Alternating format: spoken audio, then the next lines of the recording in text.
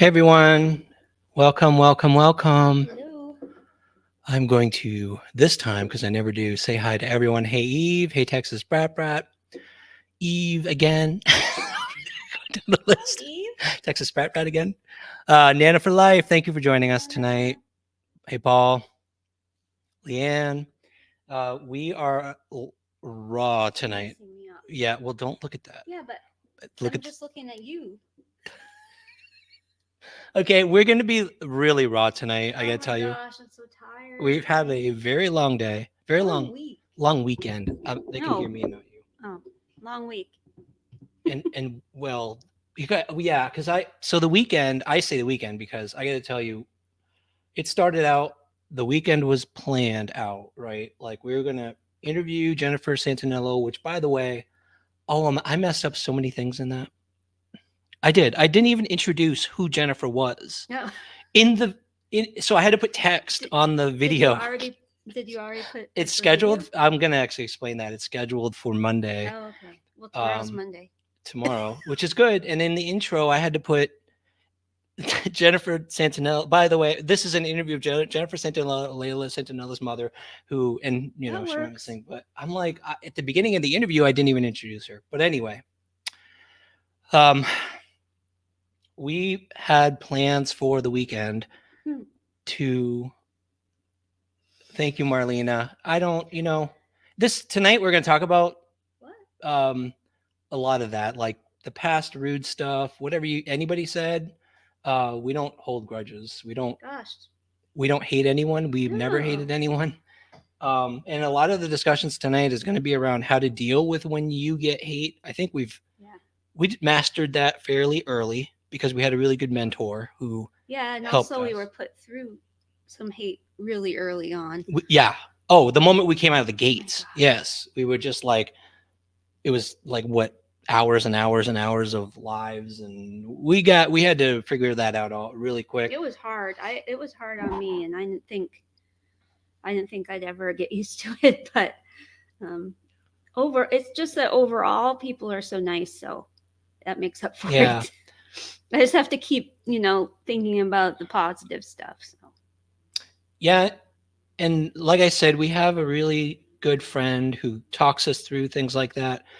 She helped us with, like, I had a setting down the rules kind of video where I'm like, look, this is how we're dealing with hate, and basically we're going to ignore it. We're going to block everyone who doesn't want to be part of it.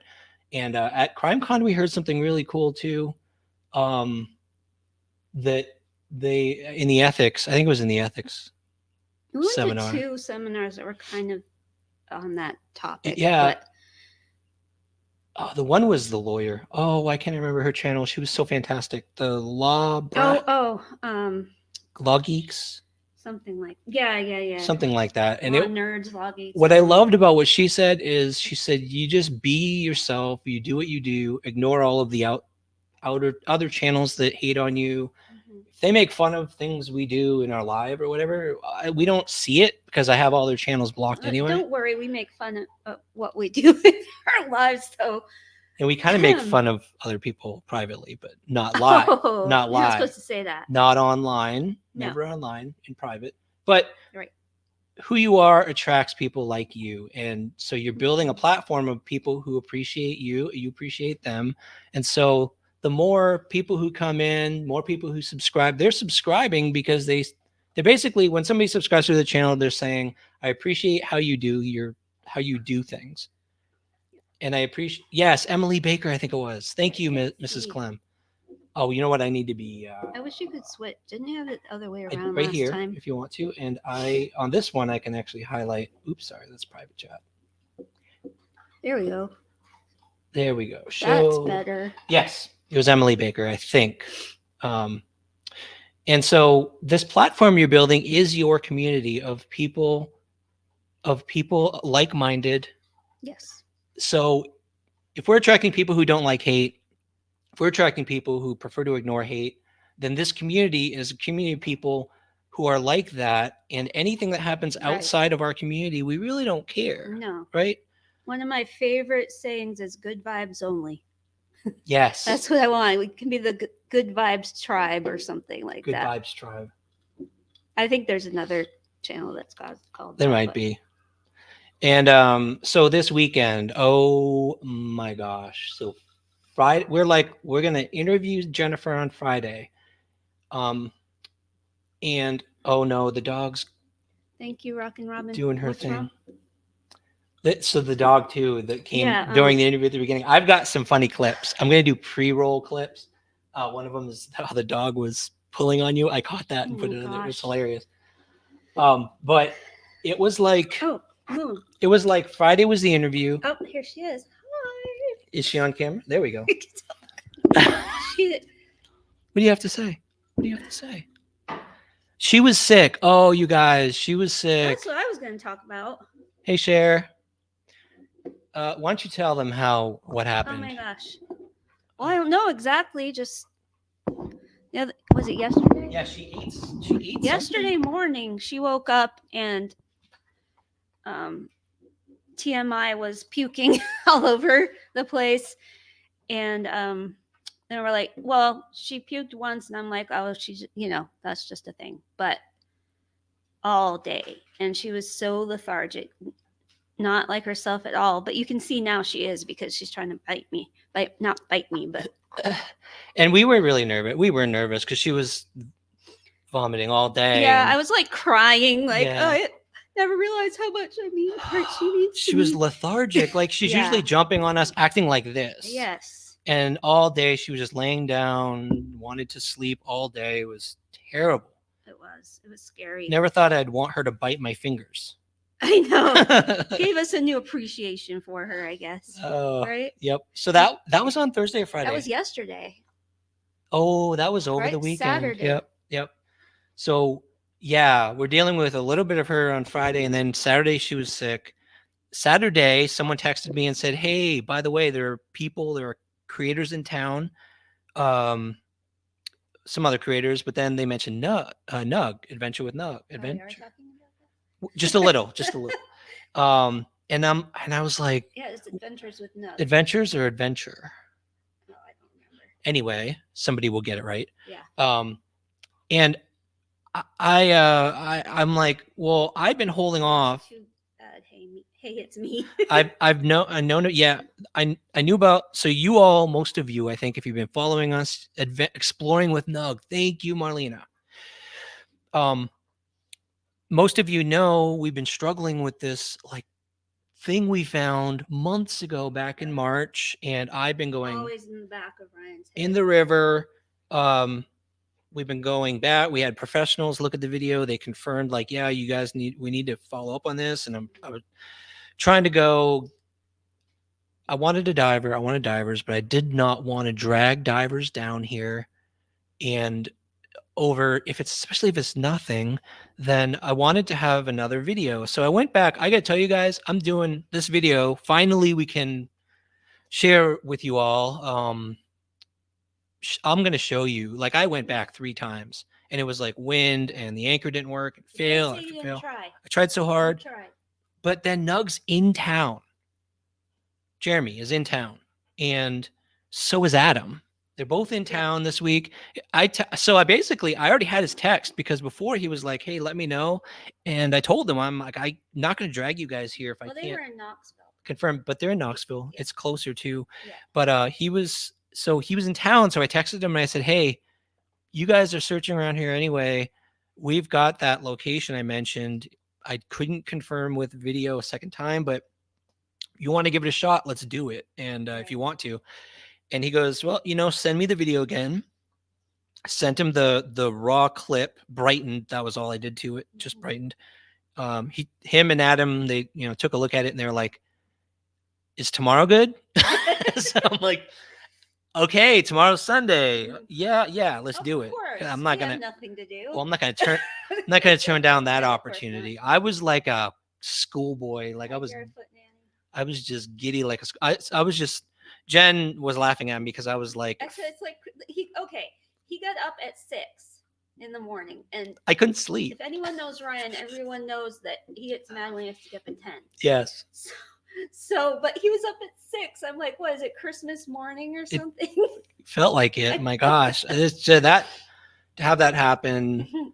on such short notice. And so where I was going with that is we did that. I'm going to be sharing that all with you this hopefully this week. I think it's going to be this week because I got a lot of editing to do. We did more than I thought we would, which was amazing. But we were gone all day. Yeah, it was a trip. It was tough. But so then we had to change our plans because I had a plan to. We had a plan to interview Jennifer's Friday, Saturday. My brain is not even working now. I can't remember. What day is it? Today's Sunday. Oh, I had to search on Saturday. So I went on a search on Saturday by myself because the dog was sick. Right. And I did that search Saturday. I was exhausted at the end of the day. Right. Then I had the text with Nug. And then I'm like, so Sunday, I originally had plans. Once I got the text back from Nug, I'm like, okay, Sunday's not another search. It's the morning. I thought it was going to be a morning search with Nug and Adam. It turned out into we only got back at 3 or 4. Yeah.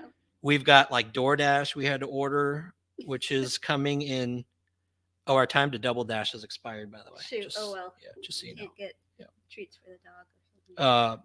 Yeah. So in the so I thought morning with Nug and Adam, get that resolution on there, and then go help Layla's family search in the afternoon. By the time we got done, it was like 4:30. We realized we're done. We're just done. But we still want to do this live because we interviewed Jennifer. That was the other thing. That was Friday, the big thing. It was like one thing after another. One thing after another. Starting on Friday. Yep. And so now, for those of you who don't know, because I actually got texted by some people who were like, "Who's this Jennifer that you're interviewing?" And I always assume everyone knows about these cases, and so I just don't give that upfront detail every time, and I shouldn't assume everybody knows. Jennifer Santanello is the mother of Lila Santanello. Layla went missing June 27th in 2023. Exactly a year ago. Almost exactly a year ago this week. Right. And she was last seen in a near field near the AmeriCorps Hotel in Kingsport. And I think the last moments she had talked to some guys at a warehouse, asked for a cigarette. She was barefoot. She had a white tank top and she had black leggings. Nothing on her feet. She asked for a cigarette. Guy was like, "I don't smoke." She goes, "Okay, thank you." Last time anybody ever saw her. Yeah. That was a year ago, almost a year ago. As far as we know, last time. As far as we know, last time anybody saw her, right? So that's, yeah. Okay, so I didn't out you, Sherry. You're not supposed to out yourself. What did she do? She asked. She's one of the first that asked who's the Jennifer. She hadn't followed the case. Yeah. So tonight, what I want to do is, and I hope if you're watching, I hope you're okay with this, because Jen and I were talking and we were like, a live is interactive. Like we have conversations with all of you about what we talk about. This topic is near and dear to a lot of your hearts. I think it's near and dear to ours. It's about not so much just the hate online, but it's the hate toward sometimes victims, but mostly victims' families. Right. And how do you strike a balance between reporting? Oh, hey, Jennifer. Thank you for showing up. So listen to what I'm explaining, Jennifer. If you don't agree, go ahead and put it in chat. What we want to do is we're publishing the full interview. I've got the intro done. I've got the well edited, and it's scheduled for tomorrow, the full interview. So if anybody wants to see all of the conversations between the main points that I want to cover tonight, it's going up tomorrow. So you're going to see the whole interview. Right. But Jen was like, sitting through an entire hour in a live isn't really interactive. No.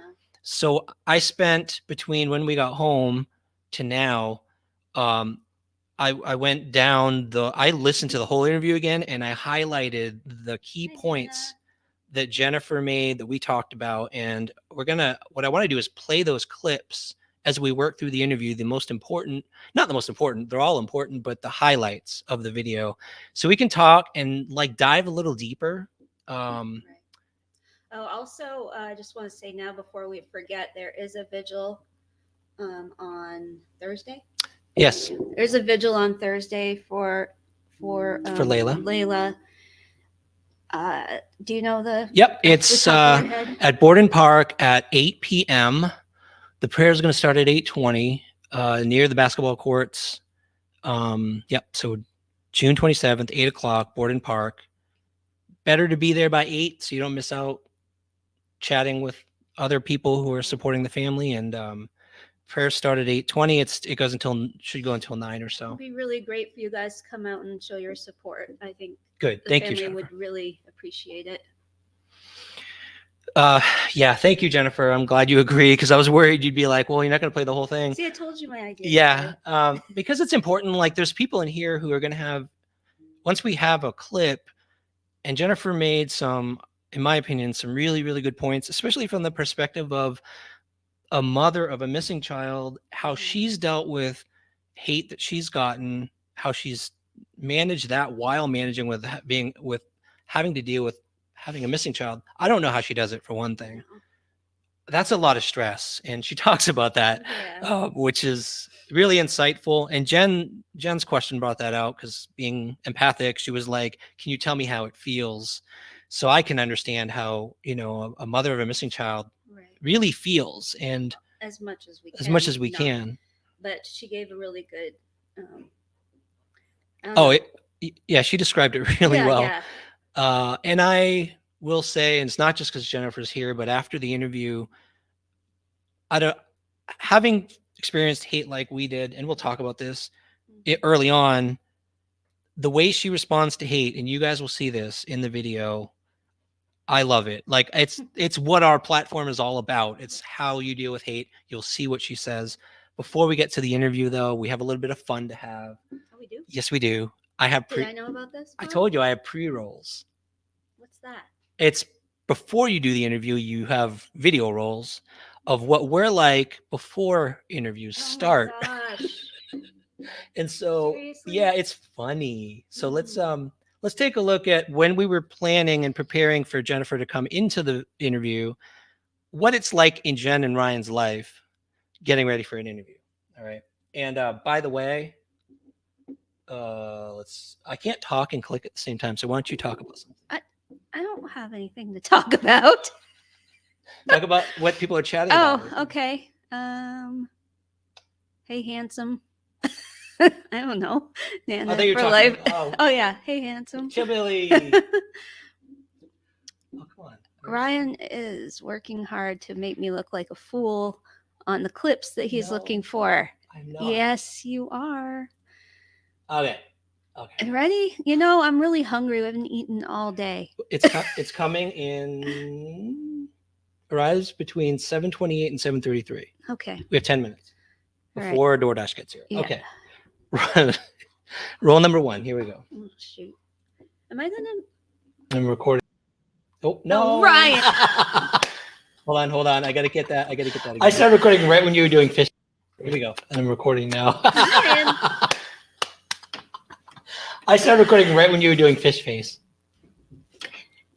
So, yeah. So, Jen, Oh, Lord.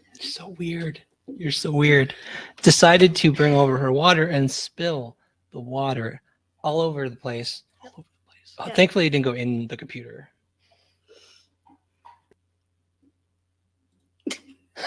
That was exciting, I must say. What were you doing? It was like, I don't know. I was getting my mouth ready to talk. she is funny, Jen, and you probably caught this on her videos. The difference between her hiking video and my hiking video. Like, Jen is goofy. She's so goofy. I love it. I love it. I can be. I don't think there's anything wrong with goofy. I only have one more. Don't worry. It's only pre-roll 1 and pre-roll 2. Oh, shoot. Okay. No, Moon. Okay, after you do this, I got to take care of Moon. Okay. Ready? I have a bone for her. Can't. I mean, that'll work. I guess, but I'm keep going to track I'm going to. The dog. Professional. We are so professional. This is great. Professional Comic interview. duo. Comic interviews. See, I'm laughing at this. Hey, we should start a thing. Yeah, with these Comic topics, interviews. That would be great. Oh yeah, you can't really do comedy when you're talking about the subject, but when we're not talking about the subject. Okay, we got to figure out like what are we gonna do with Moon to keep her occupied? Ooh, does she have a big bone? Nope, because you told me not to buy them anymore because they're too expensive. I did not. Yes, you did. Oh, you were doing it like once a day. You were doing like a whole ham bone. Don't you wish I had done that? You were doing a whole ham bone once a day, but we could keep it for special occasions. Ah, okay. Oh. That was Jennifer's blooper, I guess. Okay, sorry. And poor Jennifer was. Thank you, Jennifer. Poor Jennifer kept coming in and out because she had like technical difficulties with her audio, so that's why we were just sitting there being stupid, I guess. No, that's just us. That's just what we do. Thank you.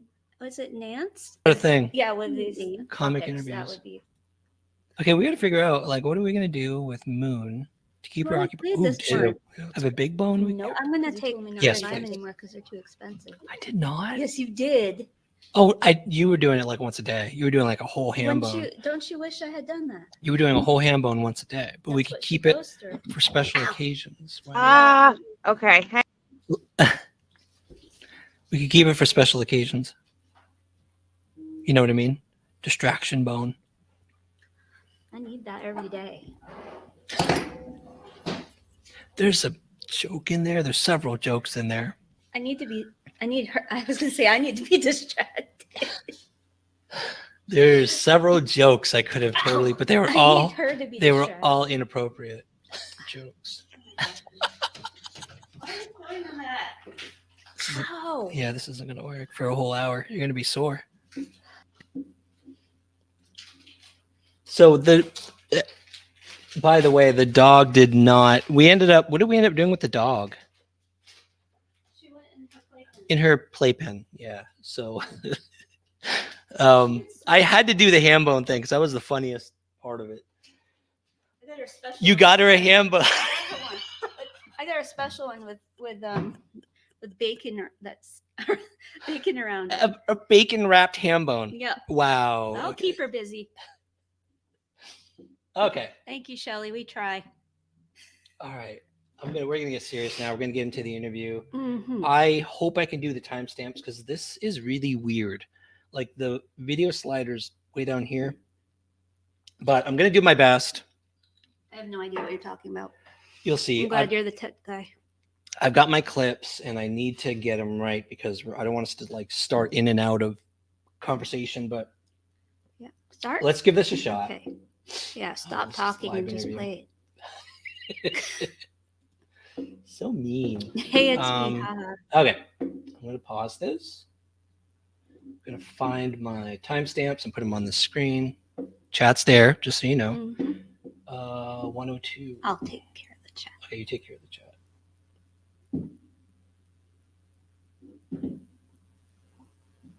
Oh, good. I can do it up here where it's okay. Here we go. 102. 103 is good. Talk about it. All right, let's do it. So, one example that I wanted to talk about before I ask the first question is one case, and I saw this on Netflix. It was the most amazing documentary.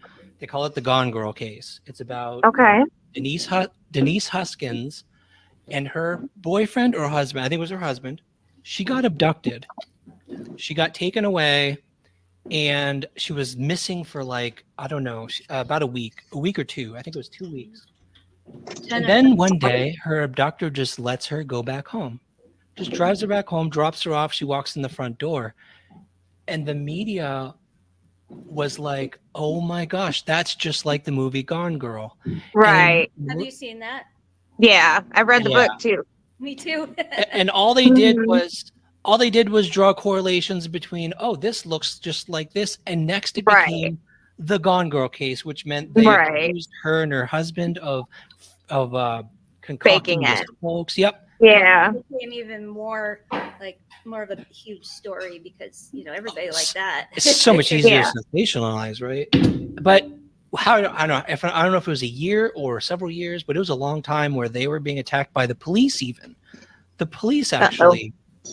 It took about a year. They tracked through other abductions, patterns from other abductions. There was one female cop in a county, several counties away, brand new female cop, first case as a detective, and she traced through the evidence. Eventually, one of the several abductions this guy did, they found a comb with hair in it, blonde hair. None of the other abductors or abductees had blonde hair. So they eventually traced it to Denise. And that proved that the abduction happened. He was actually, yeah. After they had been crucified That's forever. crazy. Right? But that's just like, the things that can happen to people just based off of what people say. Like when people voice their speculations as facts, it can be so damaging. Right. Now, I don't know how much of my stuff that you've watched, but for the longest time, actually, I didn't say his name out loud until he was arrested in March. I didn't say Michael Thompson's name out loud. I said my daughter's boyfriend. I referred to him that way. I did not say his name out loud. In the beginning, there was a lot of scrutiny about the group of friends that Layla had been spending time with prior to her disappearance in the days leading up. And I would talk about them, but I never said their names. These were young kids who were already struggling in their own crap that I didn't want to point fingers at. But then I, of course, trusted some creators to like follow my lead and respect my wishes, who did not, and who turned around and shared these young people's names. And it turns out these young people had nothing to do with it. Absolutely nothing. Oh, were they trying to implicate those?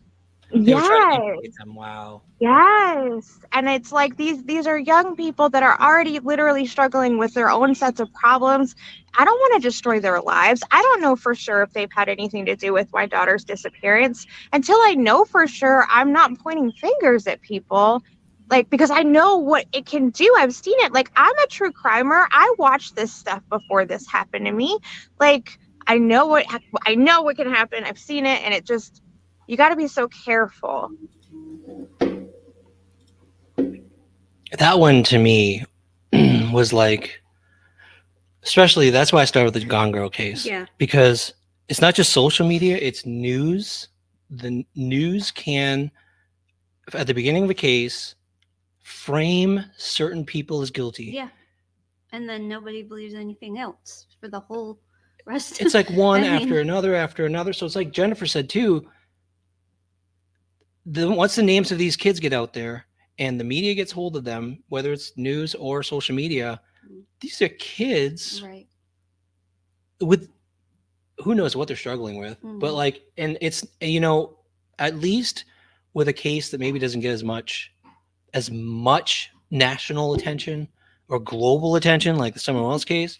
Yeah. Because then you mention someone in the case and it's like all of a sudden their name is plastered everywhere. Right. Whether it's for or against, it's just, I don't know. That to me just blows my mind. The power of the media, the power of even big channels. Big channels now is the media, in my opinion. Yeah. So any thoughts, anyone, so far? We're going to go on to the next part that I was going to go on to. Was we got a little bit into this case, the details around this case.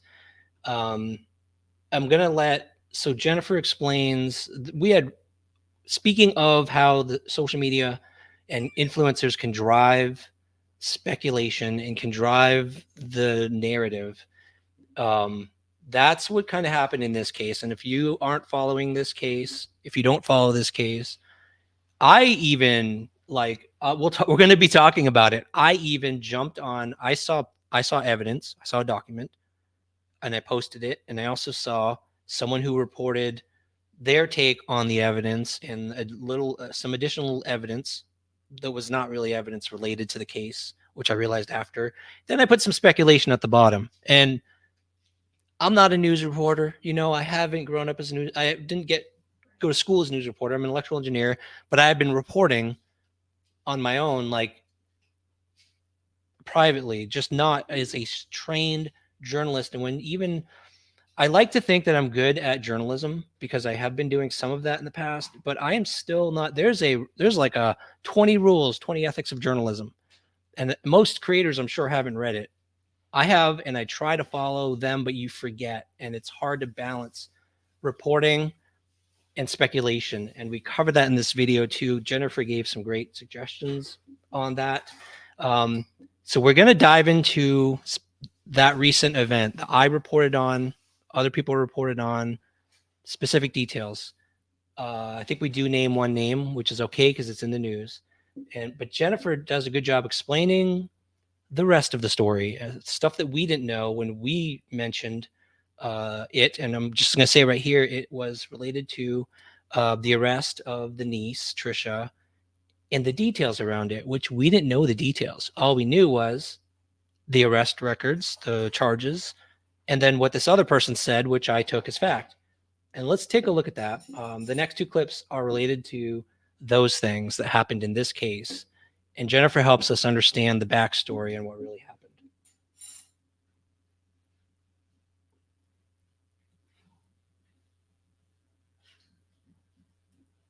Right.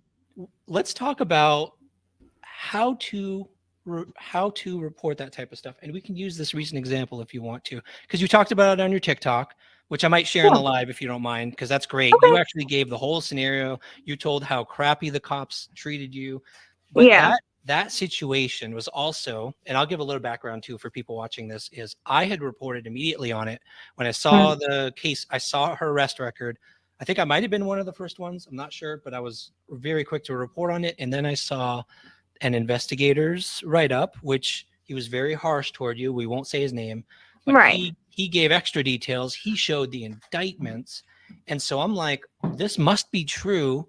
And then I put a little thing at the end. Like I did report the facts as I knew them. I reported the arrest report, the indictments, and then I added a couple lines at the end. And I said, this is very suspicious. I wonder if it will help the cops come to some kind of conclusion about Lila Santanello's case.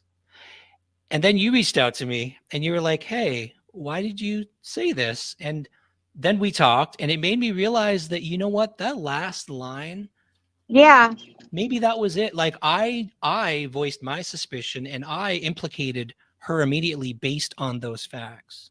Yes. And you also said something about maybe they're trying to put pressure on her. Yes. And that actually was the thing that like really got me, because I was like, wait, she's like a key witness in this other investigation. Like, and it just, that right there, that's what kind of hit me in the heart. I was like, no, wait, he's got it all wrong. All because one other person reported their speculations as fact. And because the person looked legitimate online, you took all of that information like, oh, okay, this is it. Only to find out later that things had been fudged and twisted in a way that was completely untrue. Yeah, it framed it in a way that made it look. And I think you might have hit on maybe the secret is for any creator who wants to report what they think are the facts, especially if it does point guilt at a family member or a relative, is what cleared it up in our case. I eventually talked directly to you. Right. I asked you the questions and you filled me in on the details. And I think that's what a lot of creators maybe don't do. Yeah, no, they don't reach out. They don't want the family's input. They just take it like, this is juicy. These are some spicy details, and they take it and they run with it. You know, I'm very lucky that I have dealt with a lot of really amazing creators who would reach out to me before saying things with, you know what I mean? But there's lots that I haven't ever spoken to that just won't reach out.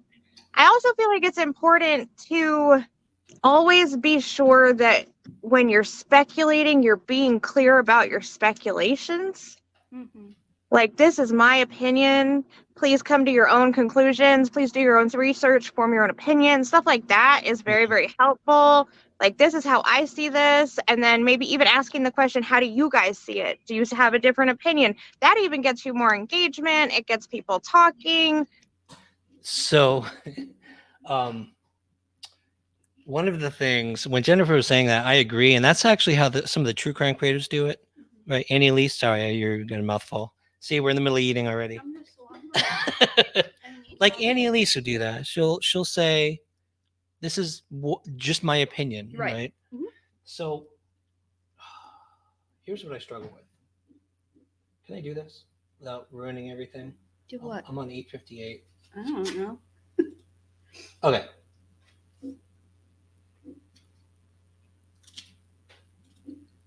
Just I'm playing. Okay, good. So I can flip back and forth. Here's the thing about that. Got me. Like with I was thinking about. Oh, by the way, Jennifer did want to mention that if you want to put that, I don't know if we'll have time to play the TikTok. I almost said Tic Tac because I've been researching UFOs so long. I always think Tic Tac UFO, but it's the TikTok video of how you gave all the details around what actually happened, or give your TikTok link. Feel free, Jennifer, because I think her story where she gave all the details, and she'll talk about it here a little bit. She went into a lot more detail in her video. It opened my eyes. Like, what in the world? Law enforcement treated not only Trisha horribly, but Jennifer horribly too. Like, he wouldn't even shake her hand. She walked up and went to shake his hand, and he was like recoiled. Like I disgusted by that kind of behavior from our law enforcement. But what I was saying is that is really good advice. It's really hard to do because in the Summer Wells case, for example, we have opinions. Yeah, I mean, but think of how we're human. Well, think of how divided it is. If we decide, hey, you know what, we're going to have it live and we're going to give our opinions and say they're only our opinions about the Wells. Mm-hmm. Can you imagine the blowback afterwards? No, there would be from one side or the other. I mean, it's not surprising. I don't know. I don't like to share my opinions, if it might be inflammatory against somebody else, because that might come back to bite us, but also it doesn't help the investigation at all. Sometimes it hurts the investigation. Yes. Yeah. So, you mean people speculating? Yeah. Yes, totally. So we tend to err on the side of caution, just because, yes, you could say, hey, this is just my opinion, but I feel like because some cases are the Summer Wells case, the Sebastian Rogers case, anybody who posts an opinion, you fall on one side of the field and it becomes us versus them, and they hate you. Like all these people hate you just because you have an opinion. Right. And I don't know. So we try to avoid speculating if we can, but in this case I did. And even then, but the thing is, even if you speculate and somebody, let's say, like in this case, I talked to Jennifer, had a phone call with her. I'm like, why do you have a problem? Like, what's up with what I said? And she went through the details. She's like, this was wrong because the person who posted it got some inaccurate and like the year, which we get into. Right. And so I'm like, the thing you got to do, it's okay to be wrong on the internet. Like, just because you say something last year, you learn that you were incorrect. People see you as having more integrity if you can look everyone in the face and say, I said this before, I learned this, I've grown, like I've learned something. Say that you were wrong. And here's the truth. A lot of people won't do that. Yeah. So if you do speculate, be okay with like fixing your past speculations when new evidence comes out. Anyway, that's my little soapbox about speculating. Man. We dive a little deeper. Yes, and oh my gosh, Real Rock and Robin, that is something. I have a clip a little later. We do dive into how it affects the victim, and not just the victim that we think of. Jennifer made another really good point later about who the victims are and how damaging it all is. That's why I just loved this interview. I really did. I also noticed how no one ever considers how the divide and the sharing of inaccurate information affects the entire family. Someone else has brothers that had to deal with all that drama. Yes. True. Yes. And oh my gosh, like I don't want again, this is divided. I'm going to share my opinion. This is only my opinion. If you have a different opinion, feel free to share it. Okay. I did not like the fact that they put out the picture of the boys. Of the boys. And the only reason I didn't like it, mean, was it their picture? Their latest you could picture. See their faces? They put it on the Oh, website they did. on the internet. Their pictures. Okay. Well, I guess that's their choice, right? It's their family. It is their family. I don't know. So, yeah, parent has the right to do Yeah, that. yeah. So the parent does have the right to do that. Yeah. I stand corrected. However, I still have a feeling about parents who do that. I don't think it should be done. It's like So- creators who use their families to make money, you know, like family Oh vlogs yeah, and stuff oh like yeah, that. oh my gosh, yep.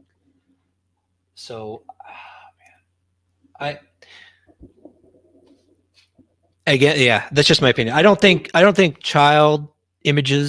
child's images, when they're under a certain age, when they're under 18, should even be on there, should be on the internet. I'm angry at the church, the Seventh-day Adventist Church in Kingsport. Is that what they're called? Seventh-day Adventist Church in Kingsport. Every Sunday they put the kids on YouTube on their live stream. All these children, and every time I see that, it just makes me furious because I know, because I've being in the tech field, like, and in the past having interviewed the FBI about online safety and security, that is not Right. good. You don't put children's images on the internet. If you got predators out there stalking live streams, identifying a kid, trying to find out where they know when church is, so stalking kids who are leaving church, where they live, like, I don't know, so wrong. And that's just my opinion. What? Yeah, she's just Nana's saying, I don't agree with bringing the boys into anything. I didn't even want their picture at Summer's Day, but a close friend brought it. That's true. And the thing is, Nana, also, I didn't think there was any problem with having their pictures there. Like, I thought that was really nice to see how healthy they look and how great they look. And there was nothing wrong with that. You know, I thought that was great. I didn't expect it to be on the internet. But what we get into next is a little bit kind of similar. We're still talking about Trisha's situation. And it's what happens when you slander someone who's part of a case. Like, down the road, what can happen to the case? Mm-hmm. What can happen to whether that witness is willing to talk? That's just something that a lot of people don't think about. So we'll jump into that. Okay. 10:23. All this stuff is really Ryan's realm, I think. You have no opinion. You have opinions. I have opinions, yes, but I'm not the one who's really mostly face to face with, people like you do the interviews and things like that. So,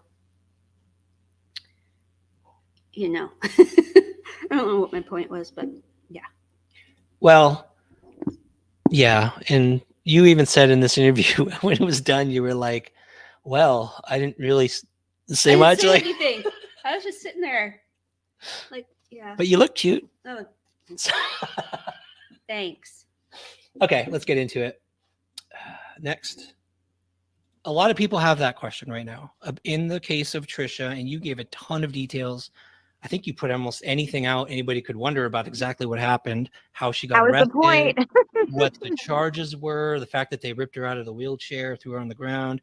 There was the case of the, I think the money that was folded up in the registry, which that one is like, that's another thing. That will go down to someone's opinion.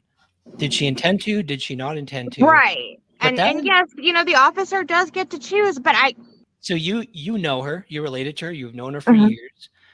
What's your opinion about how that happened? Do I think she was trying to bribe that officer with $100? That's what I'm asking. Absolutely not. If she were going to bribe somebody, it would be a heck of a lot more than $100 bill. I was going to say that. Okay? I know her pretty well. If she were going to do it, she would do it with a heck of a lot more money. Yep. Yeah. And I had to, I had to step back when Jennifer said that, because I was like, when I first heard about it, I'm like, what kind of fool? Like, that was my first, would put $100 bill in a register, you know, and like try to bribe a cop like that. And then you've got my first reaction supported by the charge, which we talk about in a little bit and why I was wrong. But it was like, there's the charge of bribery of a public official. And, but then when Jennifer said that, I'm like, oh yeah. And my assumption was kind of stupid because who in the right mind would put their butt on the line to go to jail and only attempt it with $100 bill. Like that's not good. Yeah, that's a good point. Oh gosh, that's a good question. So Brandy, I did cover the case in one of my videos on a surface level. I would say, so Jennifer, did you put the TikTok link yet? Or Jennifer has been from the very beginning updating everyone on the case too. I'm not sure if she has a video of from the very beginning covering the whole thing at once, but on TikTok anyway, right? Yeah. Which we'll share if Jennifer can't hear, I will share it in the description of this live afterwards as well. I did cover it. I covered as much as I could.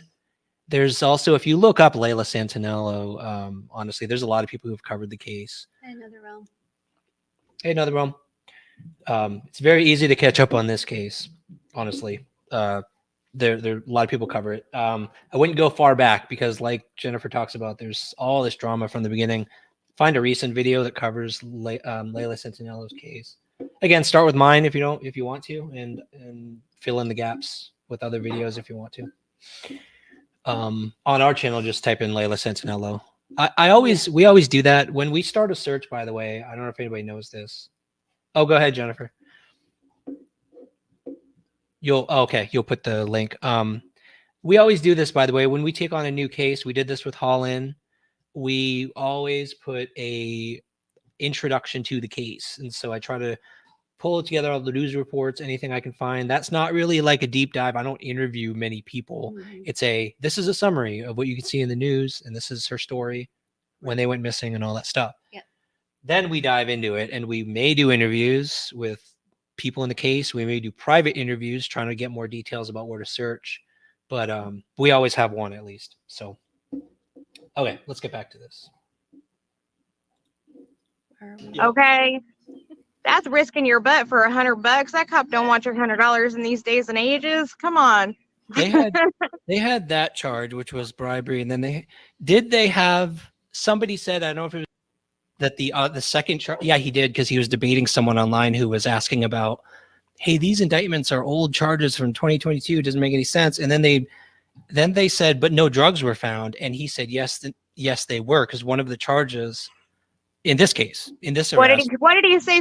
What did he say the charges were? You know what? Let me get it correct. Let me call it up. I saw a screenshot where he called that second charge a possession charge. Yeah, let's go with that. It was not a possession charge. It's a casual exchange charge. Yeah, and I will say too, this part is important because if you just focus in on the simple possession part of the charge, so people can do that. Like, people will take out of context. Yeah, well, if people don't, surprised. If people, general public doesn't know what casual exchange means, and Jennifer gets into that in a little bit here, but it's easy to trick people, and maybe not even meaning to. But you would think someone who, I can't give details, but you would think someone who people should know better, like should know what charges mean and shouldn't try to imply something it doesn't mean. But maybe people don't know there are different nuances for charges, like the possession. I didn't know there was simple possession. Simple possession could be something else. A lot of people don't know that, right? Yeah, right. And we also get into so I don't know it, and I'm not going to blame the people I'm not going to say somebody intentionally tries to manipulate public opinion by saying, oh my gosh, look, it's a possession charge, because that may be a misunderstanding on their part too. Right. And it may not be anything ill intent. Right. So I don't know.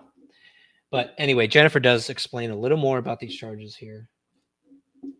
That they added on after they arrested her. So when she left, she was told she was being arrested for attempted bribery. Okay. And overnight, this casual exchange charge appeared. That does not mean possession. That means they could have found a Tylenol on the floorboard and said, hey, we want to send this off. We don't know what this is. That's a casual exchange charge, right? Because casual exchange can be so many things. And so, Nana, that piece right there was the difference. The casual exchange. Yes. Like, it doesn't mean there were hard drugs. Right. It's any drug that's outside of its bottle, basically. Yep. Yeah. Like simple possession can be your prescriptions are put into like one of those, dosage box things. Right. Outside of the pill, pill container. Yep. And she also explains how it's like if you give some, well, she'll explain it. We'll let her do it. Okay. If I give somebody my antidepressants, they're non-narcotic, but if somebody's out and I run over there and bring them some because they're losing their mind, that's a casual exchange.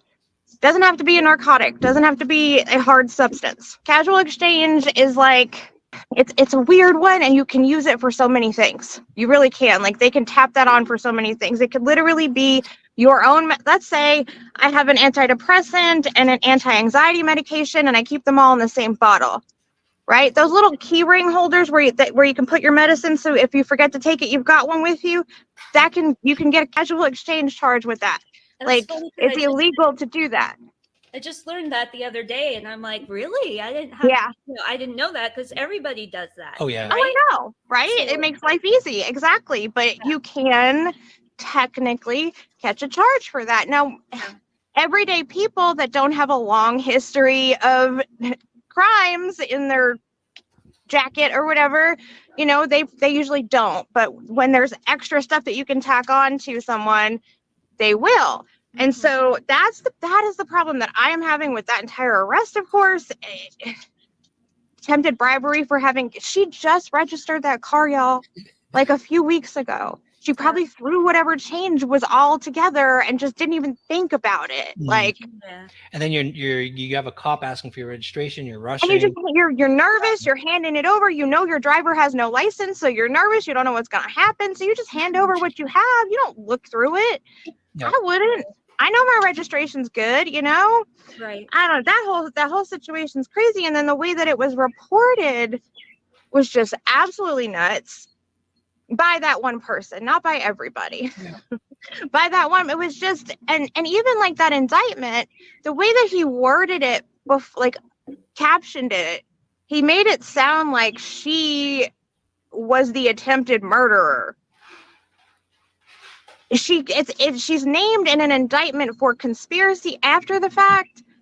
You don't even have to be home, and something can happen at your residence, and if you don't report it, that's conspiracy after the fact. Yeah, well, it was those were the two things I noticed. Is number one, I assumed when I first saw it, I'm like, oh no, she got indicted for it was accessory for murder, and I assumed automatically it was related to this case. I'm like, nope. Wow, either Holland or Lila's case.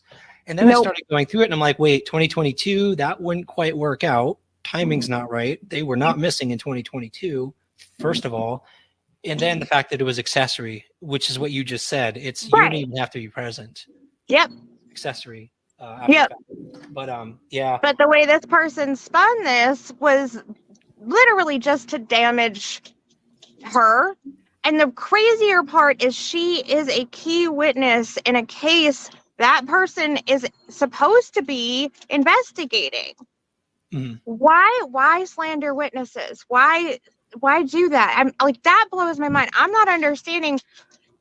And then this week I've seen so many posts about Holland's case where people are saying things like, so many people watched and saw Holland in that state and no one's coming forward. A couple of people did come forward, number one, and number two, you're calling these people who watch terrible, awful people. Like, you're already blasting them, right? But then you're turning around and you're begging them to come forward and tell you. I was going to ask you. You can't do both. You can't be blasting people for standing by while it happened and then asking for their help in solving it. So that, to me, was there are a few key points there. Like, Yeah. so the first piece was when you report something, you should only include the first part of what we were talking about with the charges and the indictments. And I only showed the indictments to show everyone what the actual indictments were and what they referred to. The charges that were actually listed. Now, accessory sounds so terrible. Accessory to murder after the fact, which it can be. You can I'm trying to think of a lesser example of accessory. Well, driving A getaway car, right? Yeah. Or just or knowing it happened. that it happened. Well, I don't know. Is that anyway? I don't know. You know what I mean? Like, you can be tied to, if somebody murders someone, you can be tied to that. There's also obviously someone who pays someone to murder can be so you have this big range of what accessory means. But sometimes it all has the same results as far as how much time you get. Oh, I didn't know that. Oh my gosh. It can be first degree Yep. murder even if you weren't the one who actually committed the Here we go. So hiding a weapon, good example. Thank you. It's not, you're not murdering someone. I'm not saying hiding a weapon is not bad. It's terrible, but like the range of things you can do to get that charge, there's a lot. Okay, so take that into account when you read a charge someone has, and I'm not defending Trisha. Okay, that's number one. I have no idea what happened. I have no idea what these charges actually mean. What I'm saying here is accurately reporting. If I don't know, I'm not going to take an indictment from 2022 that has nothing to do with Lila Santanello going missing and then try to take that indictment from a different murder case and try to and put it in the same paragraphs that I'm writing about the Lila Santanello case to slander someone. Right. Now, there could be good reason, but if there is good reason, you need to put it in the post. You need to give the reason. Yeah. You can't just try to make this related to this when you don't say why.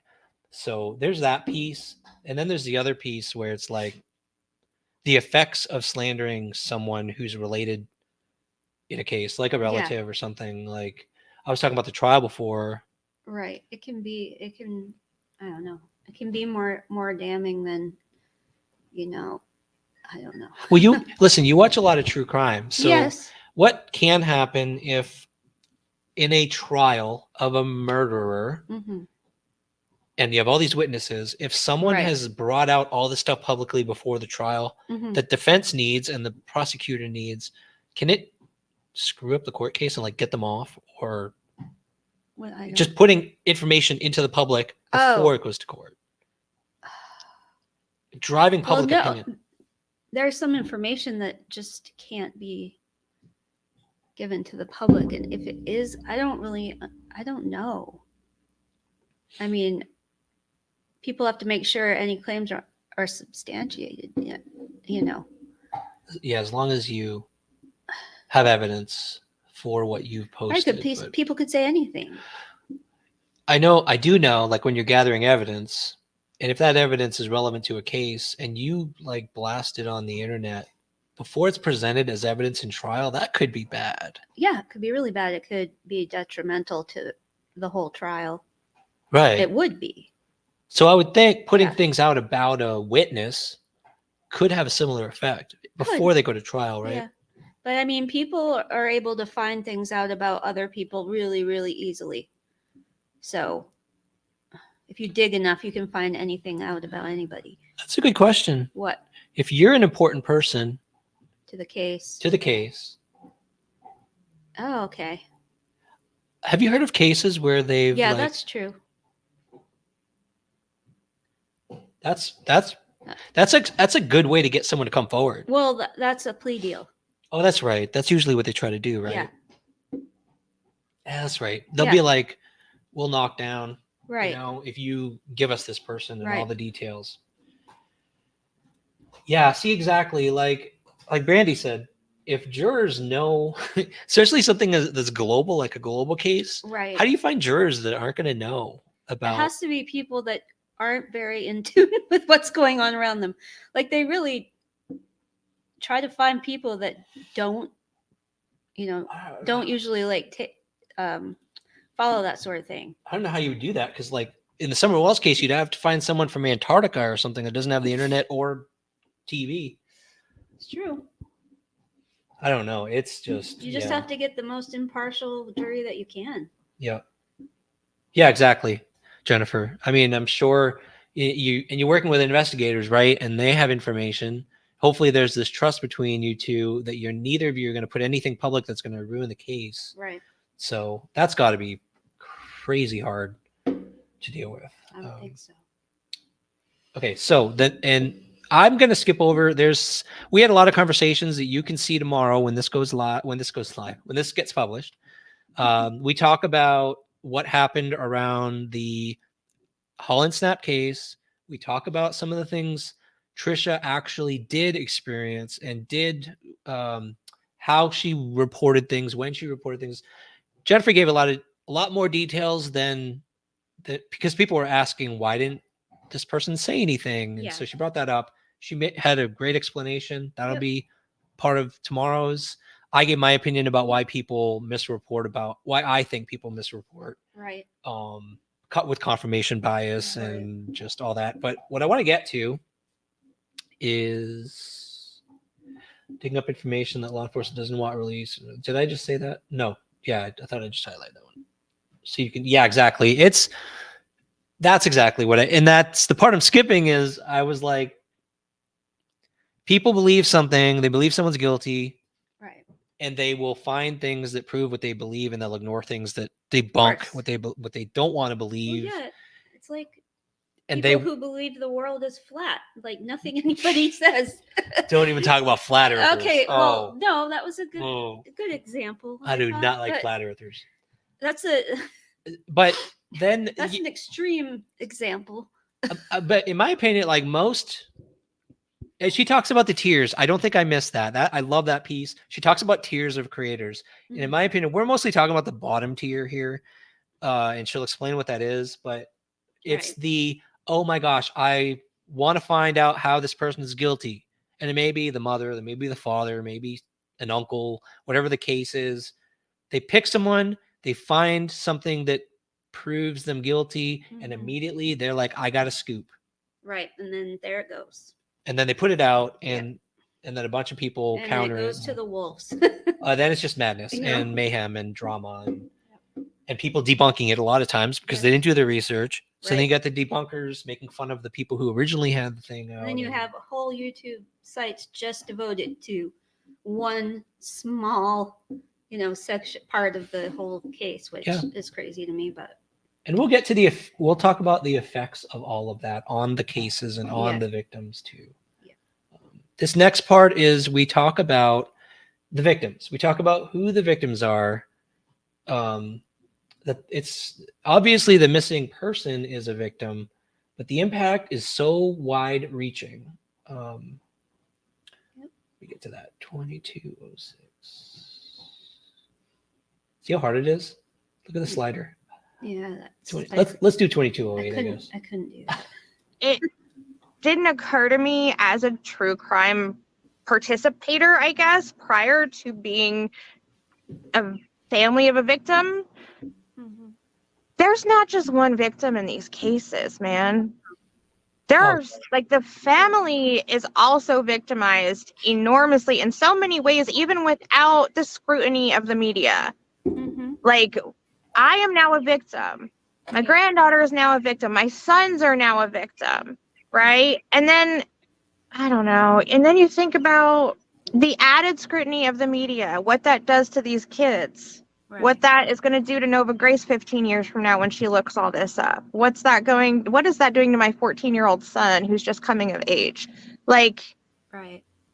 And when people are reporting on these things, they're not thinking about the siblings or the children, or they're not thinking about, they don't care about any of that. No, they don't care.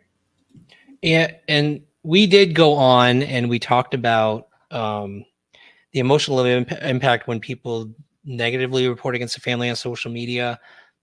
We went on. I mean, we really dove into that. Yeah, we spent a lot of time on it. I think what Jennifer just said hits the nail on the head that people do not think when they're reporting on, let's say they're attacking one family member, or they're putting stuff out about the victim. Be careful what you put out about the victim, because they turn up someday and they're like, why is this stuff about me all over, plastered all over the internet? Right. It just makes it even worse for them. I mean, it's bad enough.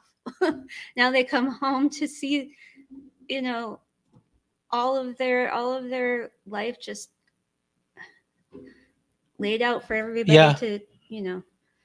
Or it's like Jennifer said, I don't know if she just said it or said it in the part that's going to go up tomorrow, but she mentioned, like, when Nova Grace grows up, she's like 15, 16 years old. She's in high school, and all this information is out there. Right. About her family. I mean, sometimes families just have to move because you know, it's just too much for them with everybody knowing everything. I don't know. It's hard to remember that, like, it's like a pebble in a pond. Like, you put this one post out there with some information, and the impact you're having on people's lives just ripples out through the years too. You know, it's the power you have as a creator is a lot, especially if your platform starts growing. People do not think about that at all. All they think about is the moment and what they can gain from what they do, rather than somewhere down the road. They don't care if they're hurting people. No, they really don't. So, I mean, like, all this stuff that we're saying is going to go right out over their head. Yeah, it just is. I think, well, okay. Haters will always be haters, but I think there are some creators out there, okay? I think there are some creators out there who are doing what they think draws in the views, which is attacking and hating. Clickbaiting. But if they really want to get up to that next level, right? It's maybe not as fast, but it's longer lasting. No, it takes work. Anything good, you know, anything with a, you know, good outcome takes work. If you want instant fame, you know, it's going to go away eventually, because whatever you're talking about won't be a thing in a year or two. The scoop is you get a spike on your, maybe you get a whole bunch of subscribers, or maybe you get a bunch of views, a big spike. But think about the long-term impact of people seeing you out there actually advocating for families, being careful with what you say. You get this long-term growth of people who really appreciate you, like Annalise and, like, you know, all the creators that you and Jennifer discussed, Crime Weekly, all the, and it's slower, but it's longer lasting, and and I don't think it's that much slower either. I think that more and more people, it builds, like more and more people. But people want instant gratification. That's all it is. Thank you, Brandy. And they want to take the easiest way. Yep. So we dive into now. I love this part. This is probably my favorite part of this interview. I will say that right now, because it kind of confirms our early, like, how do we deal with all this hate? Like, how do we deal with these attacks? And I think it was, you might have asked her, I'm not sure, how she dealt with all of that while also dealing with the trauma, right? Of what she was going through. Life in general, right? I mean, and that's the question I actually have for you, is setting aside that the drama and the specifics about the drama, you're going through hell. You've been going through hell for a year. And you're on TikTok. You're explaining the emotions that you're going through in this case. I'm curious if you don't mind talking about it.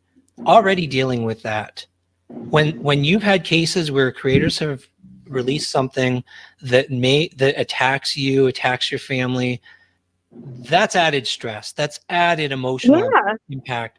How do you deal with that? How do you cope with that in those times? How in the world do you cope with that extra stress? I go down to the gym and I hit the bag. I do. I lift heavy things.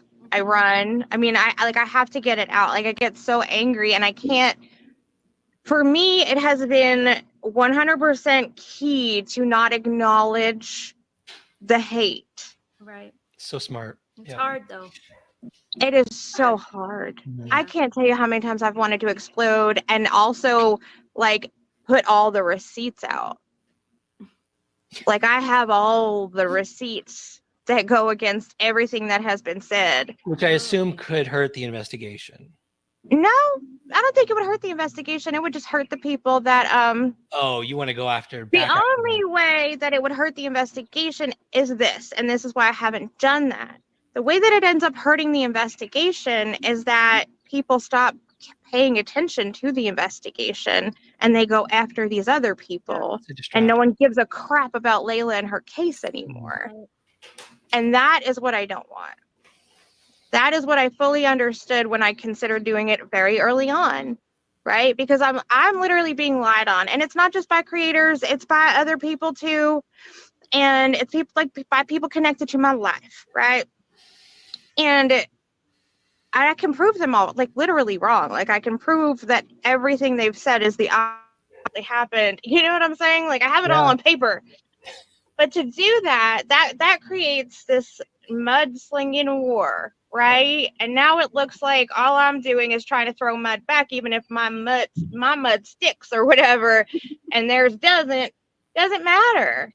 Yeah. It creates this very obvious war that creators don't want to deal with. And now you can't share your story because you're fighting with other people too much. Yeah. Nobody wants to be a part of that. Nobody wants to deal with the family drama.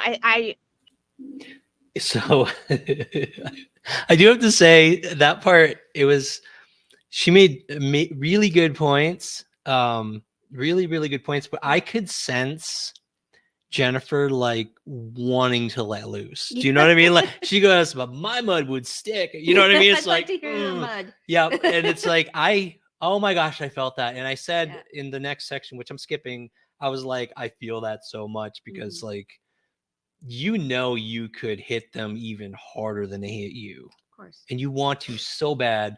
But then she's like, but I know if I do that, it's not going to end. It's going to go back and forth. And then she's can't deal with the Layla situation. And then it distracts everyone else from, because everyone's like, oh, look, a fight. Yay. Let's look at the fight between Jennifer and whoever. And that's where all everyone's attention goes. And now no one is looking for Layla. No one's like trying to figure out what the situation is. You know what I mean? Mm-hmm. I totally get that, but it's gotta be so hard. It's just, oh man, I feel the frustration in her voice at that point. Right. It's like I felt that so much. It's exactly Real Rock Ramen. It's like doesn't it seem like every missing this right after I stopped it because we dove into the Sebastian Rogers case. And she gave kind of a similar scenario where it's happening there, right? Yeah. And it seems like, I don't know about you, but every big missing person case that blows up, it seems like the more it blows up, the more that happens. Of course. Because people, drama sells. That's right, Nana, for life. Yes. What family out there can you not find some piece of nugget of like drama? If you can't, then they can't be human. Right? You know, everybody's human. Yep. No matter how much they want to hide it, you can find out one way or another, especially these days, everything's on the internet. Oh yeah. Like you can find in any family, you can find a brother that has this huge fight with the sister, or an uncle that hates a father of the missing kid, or like there's always people you can find who are in disagreement. And then the internet takes that disagreement and it like throws fuel on the fire, because it's interesting. And like Nana says, drama sells. It's just, I just don't, human nature, man. Why does it have to be so bad like that? The next section, the next topic that we moved on to is, we were like, okay, that's the bad stuff. That's like how not to handle things. Right. And I wanted to find out, so creators who want to ethically report, what should they do? This one is a really interesting section of this talk. 31, 33. It's hard to be What? It's hard to get it exactly right. Okay, it might be a few seconds of like weird conversation, but it's not really specifics. I mean, we gave some examples. But we're talking about for the creators who want to do right by the family and by the missing victim, the victim and their family. Yes. There's a right way to do it without getting into the drama, I think. And I feel like we've hit on it. I feel like it's like ignore the drama, ignore that, don't respond, focus on the missing child, focus on Absolutely. Absolutely. And that's how I report on other missing cases. Yeah. I only state the facts. And then I might give my opinion on some things.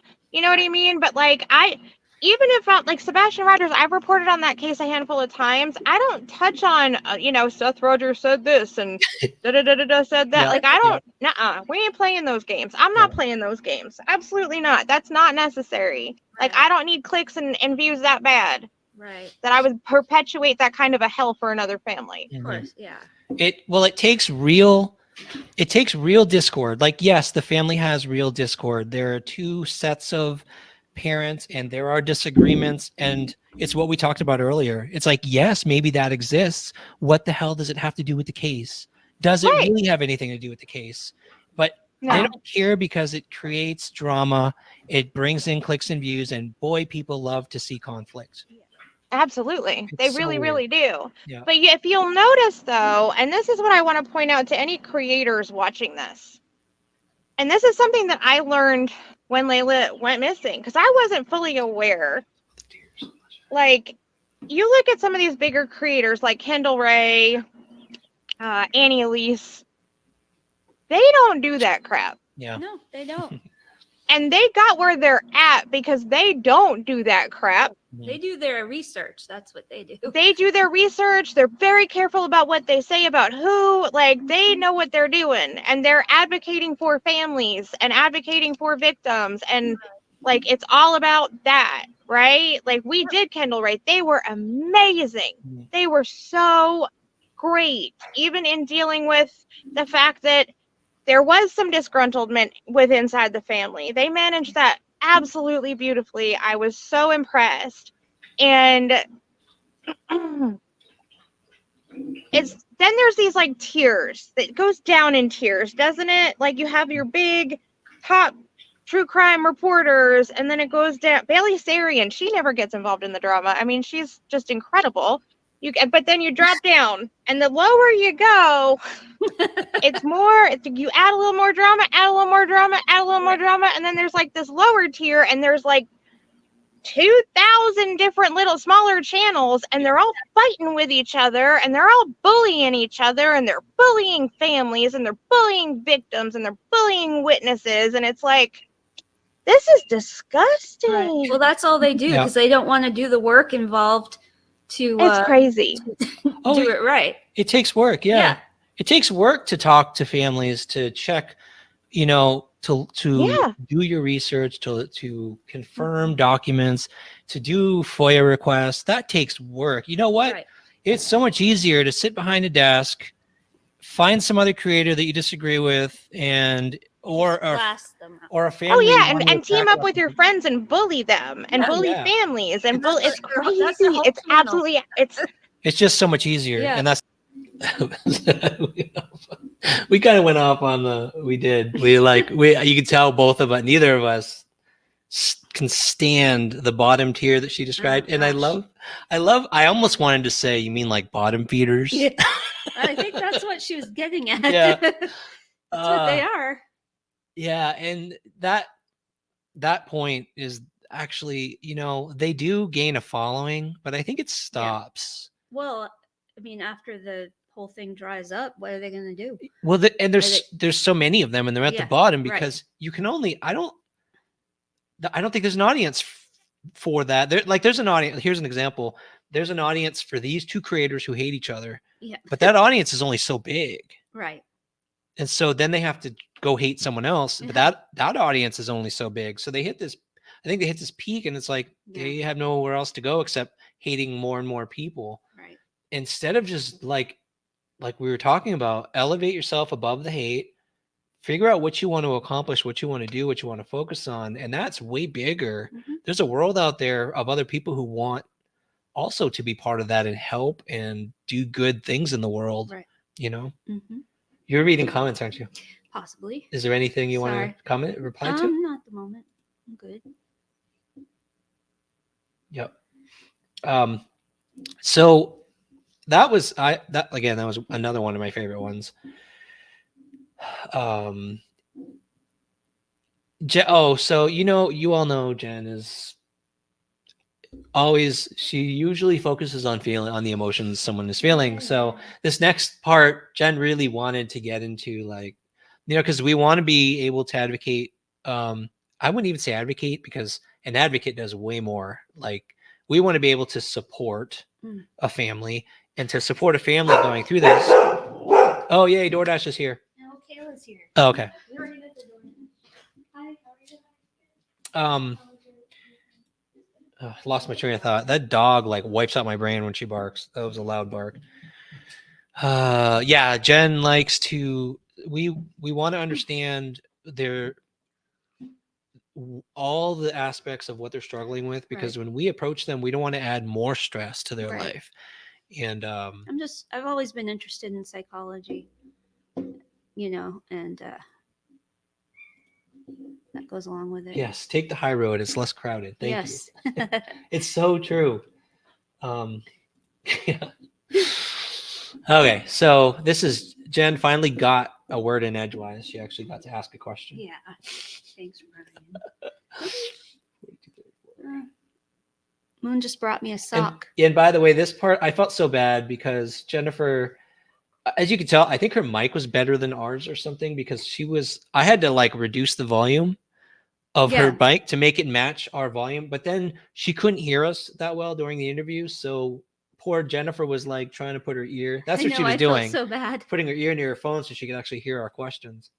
But it worked out. 234. Oh, look, I hit it right on the head. Nice. Get used to it when it's almost over. I'm sorry, I'm trying to find Chillbilly. Why I can't see Chillbilly? Oh, I missed it. There we go. Hey, Chillbilly. Yeah. Yep. It's like it's like Jennifer just said. It's like, then get your friends together and let's all gang up on them. Like, it's just like high school. I know. It's just silly. Cliques that are fighting with you. And it's just like, man, it's meaningless. What a waste of time. It's definitely not helpful. Then it's the opposite. And it's not even who cares about creators, right? It's like, fine, if they go after creators, go after creators. Creators can ignore it pretty much easier, I think. But if you start going after real people and you're attacking real families and you're hating on real families, then all of a sudden you're taking the stress they're already going through, the trauma. You're doing the opposite of supporting and advocating, which a lot of them claim they do. And you're just dragging the whole family down. Yep. It's insane. But all right, I'll shut up and get to your question. Oh, thanks. And as far as like the emotions, first you're in like shock and denial. Mm-hmm. In my situation now, if it was a 4-year-old who went missing, the shock and denial phase is probably very short, right? Yeah. It's like minutes. Whereas it's a missing young adult, right? Okay, who wasn't living at home. Okay. Who would go a few days at a time without reaching out. You know what I mean? So for me, it was like, it's okay. Like, I was convincing myself that everything was going to be fine and she was going to turn up. Yeah. And I was in that headspace for weeks. Yeah. Like 3 weeks. Wow. Yeah. We have daughters in their 20s, and I can see how you felt like that, because you're like, oh, she's probably with her boyfriend, or, oh, she's probably, here or there for a few days. And I thought she was hiding from her boyfriend. I thought she was trying to keep away from Michael, and so she latched onto some other friends and was just in hiding. Yep. So I can see how you felt that way. And that's interesting, explaining how the difference between dealing with a 4-year-old compared to a young adult. Yeah. Yeah. It's a big that makes difference. sense to me. Yeah. Yeah. Thank you. Yeah. What did you have, just listening to that, like, Mm-hmm. what did you think? What do you mean? I'm just gonna put you on the spot. Just tell me what you about. Well, kind it of- all made sense to me. Yeah. That's a lot of emotion. Yeah, That's of like, course. and it keeps hitting me how you have to go through all of that. Yeah. And then I don't know. I don't know how they end. I don't know how families who are going through this even make the decision, even decide to start. If you see other families going through this and they're using social media to try to get help, and then you see other families go through this, I don't know how any parent with a missing child would even make the decision to go to social media at this point. Who do you trust? Who do you trust? Yeah. Which we did talk about. Actually, it's hard because I didn't want this to be, we're already an hour and a half. There's so much we talked about. So please watch the whole interview tomorrow. We really dove into some of those things, and it's, I don't know. It's a fantastic, it was really, really interesting, fun conversation. We really got into and it. Emotional, I think. There were emotional moments. Yes. I did want to cover, as we started going toward the end, we hit on a really important topic. I think it's hard for Jennifer to think about going, and the emotions are constantly evolving with no end, looping with no resolution, no healing. Yeah. It's endless, right? Until there's resolution, there's no, it must feel like there's no end to it. And so I asked her a hard question, because read how she's currently feeling. And I'm like, hey, imagine the future, like, which was kind of like hard. I know it's hard to do. Know what's gonna happen. Yeah. So it's almost like I asked her to set aside what the resolution is. It's going to be one or the other. It could be a number of things, but like this has to have changed her.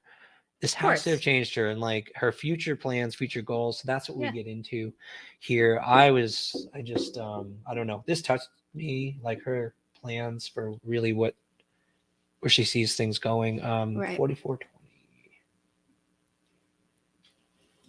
I got it again. Right on. Imagine yourself in the future. This case is over. What do you see your future? What do you see yourself doing now that you've had this experience, this horrible, crazy experience, and you've gone through all of this? I'm sure it's changed you as a person, and I'm so curious what it's made you into for the future, what your plans are.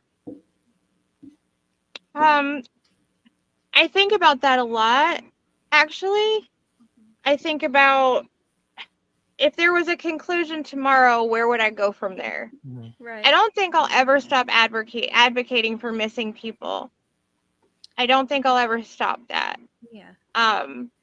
There's a lot of ideas that I have. There's a lot of things that I want to do to sort of help and comfort other families that have gone through this. Now, I don't have the capacity to do that stuff now. I can share other cases and things like that right now. But there's like, today I was thinking about, I want to start a foundation for people in this position. I can't stop people from going missing, unfortunately, but I can sort of do my best to ease the misery, nightmarish hell that it is. And I was thinking about the things that you can do for people. I want to have a foundation that helps put up billboards, right? And in some cases, helps with reward money, and will be able to physically or financially help carry a little bit of the load, especially in the beginning.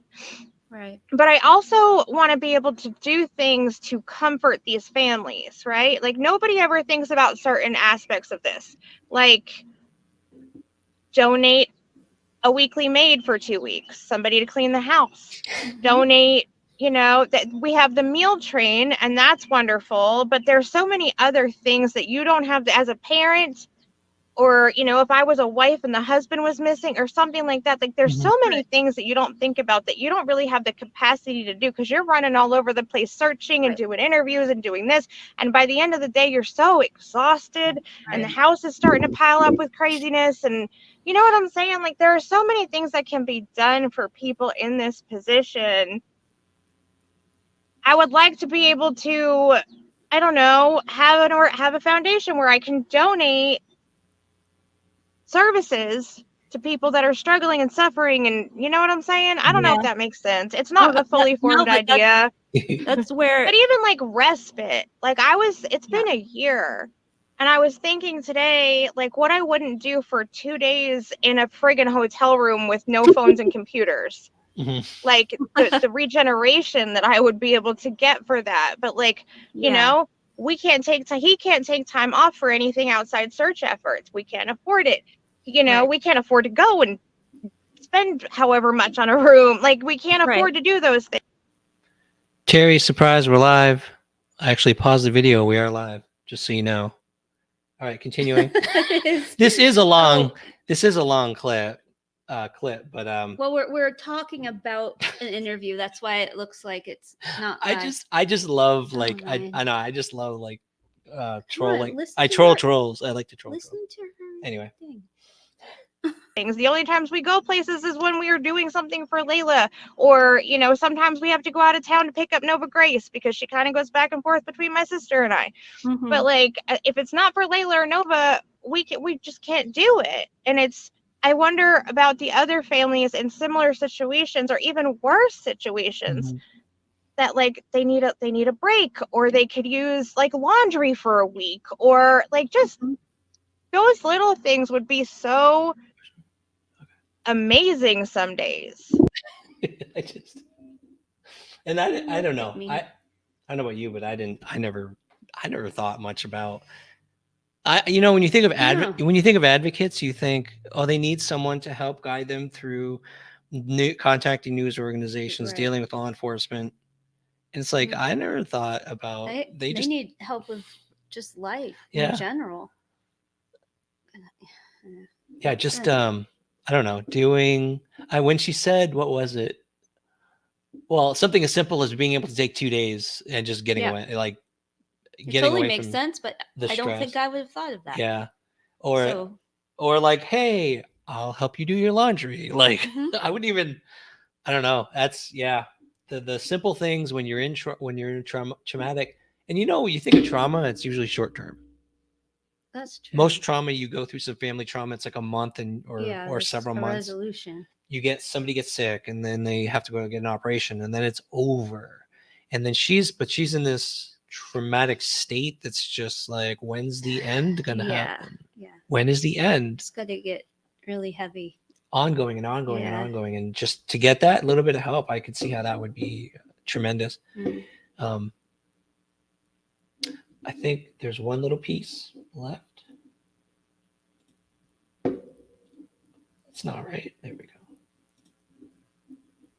Why didn't I do that the whole time? That's a much better view. Oh my goodness. You just played.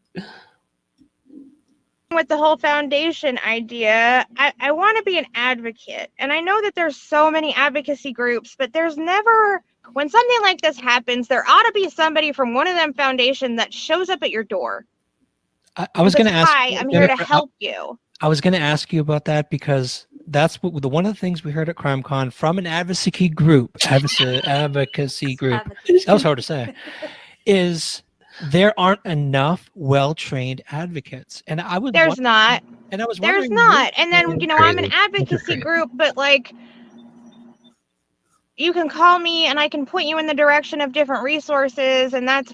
No, like, I don't have the capacity to make phone calls in the midst of my nightmare. I don't have the capacity to, like, I want to be somebody that shows up and says, hey, I'm offering you my services. Can I hang out with you for a little while and help you get through these first few steps? Right, that makes sense. That would be a foundation. It's a nonprofit. You don't have to pay me. I'm just here. Like, you know what I'm saying? Like, they're out right now, especially with this anniversary coming. Like, I'm so overwhelmed and overloaded I've got a vigil to plan and situate and all of this stuff. I had other things scheduled and planned for this week, and my brain is not working. I don't have anybody to like pick up the slack for me. Oh, it's Opie's busy week. He's at work. I got nothing over here. So I literally am just like feeling like I'm dropping all of the balls, and I don't have the energy or the capacity to pick them up. Right.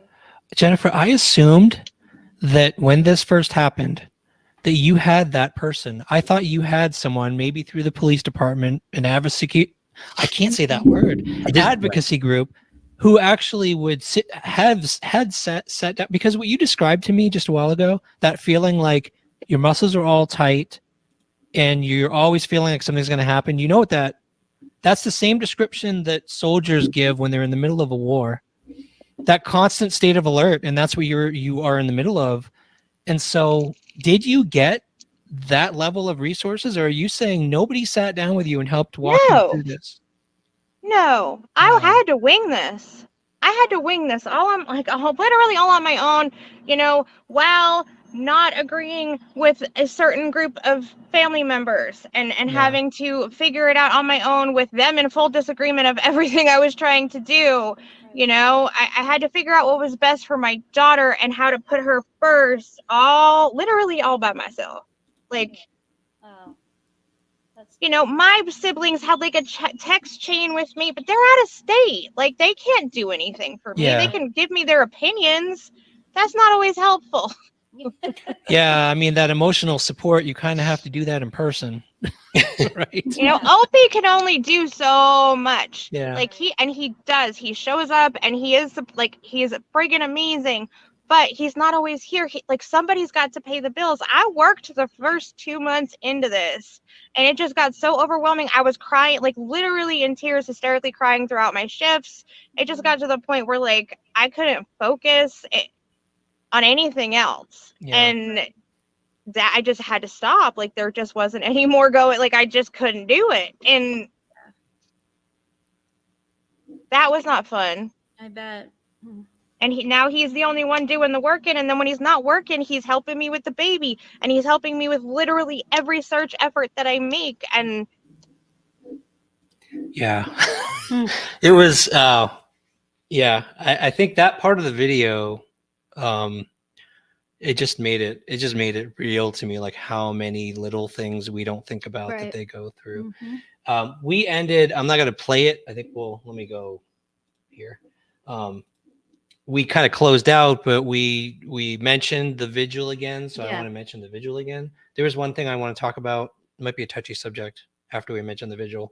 Yeah, but I have to talk about it because it's something it's related to this, and how missing children, how the parents of missing children have to deal with people who contact them from. We've got to talk a little bit about mediums. If that's okay. And this is going to be really difficult.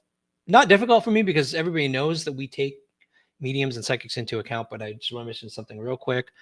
But first I want to mention, before we lose people, that the vigil again is on Thursday, June 27th, 8 p.m., 8 to 9 p.m. Prayers start at 8:20 at Borden Park near the basketball hoops.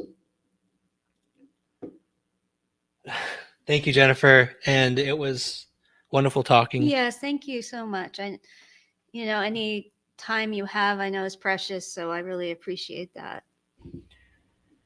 Yeah, and hopefully we didn't take too much time out of all the other stuff you've got going on that you mentioned. As you were describing that, I'm like, oh man, here we are taking an hour out of her. But thank you for doing that. Well, people need to hear about this. It's valuable to a lot of people. Oh yeah, I think it's going to help creators. I think it's going to help other families understand how to deal with this whole social media thing. So. Right.